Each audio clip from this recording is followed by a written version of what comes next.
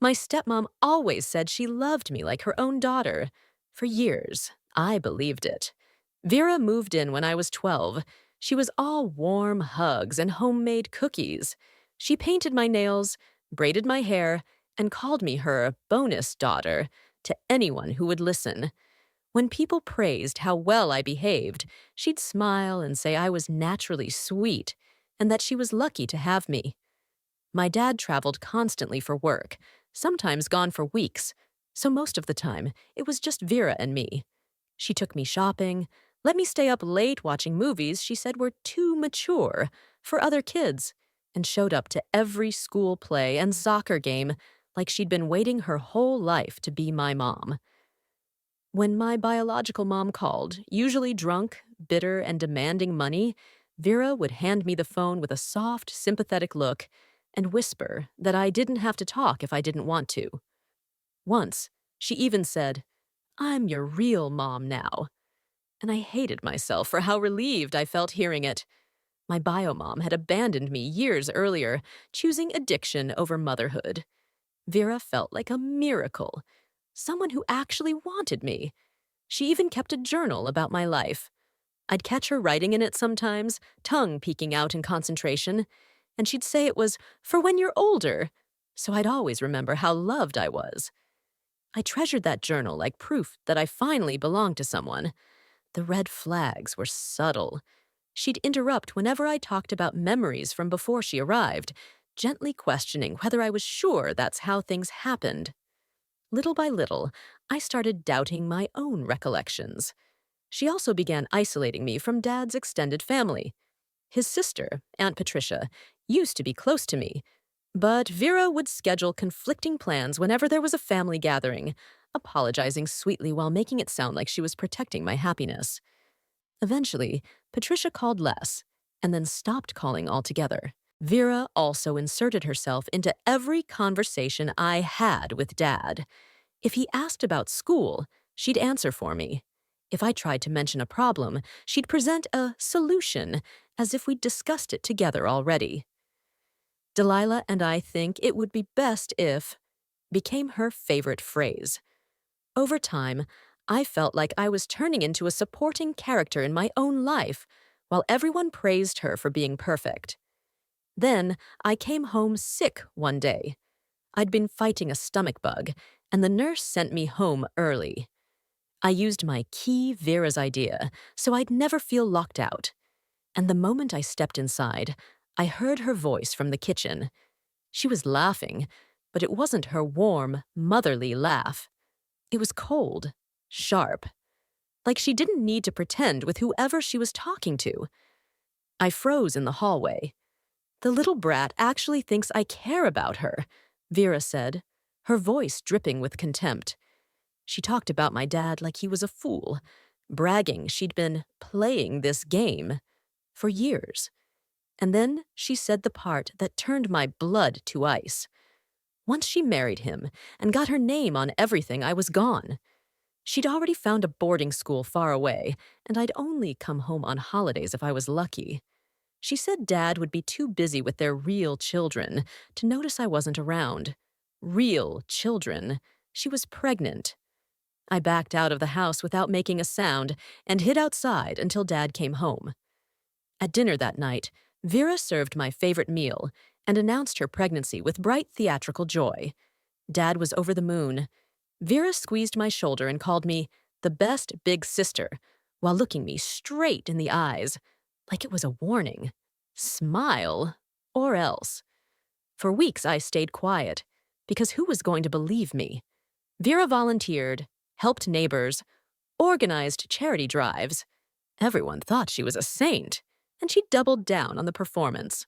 She bought me a big sister shirt, took smiling photos with me for social media, and posted captions about how blessed she was to have such a wonderful stepdaughter.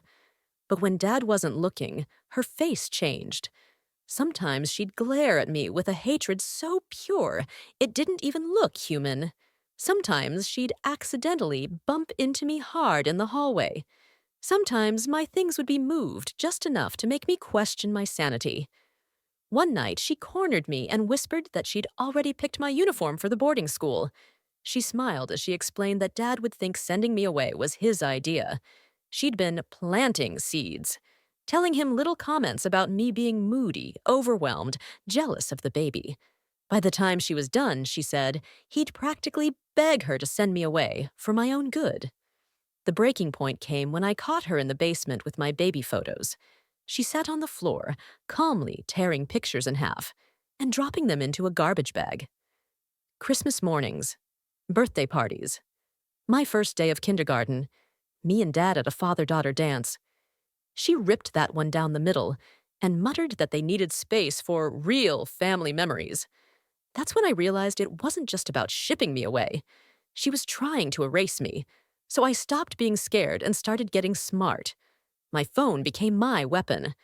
I recorded everything I could: her cold rants, her fake sweetness, her calls about converting my bedroom into a nursery.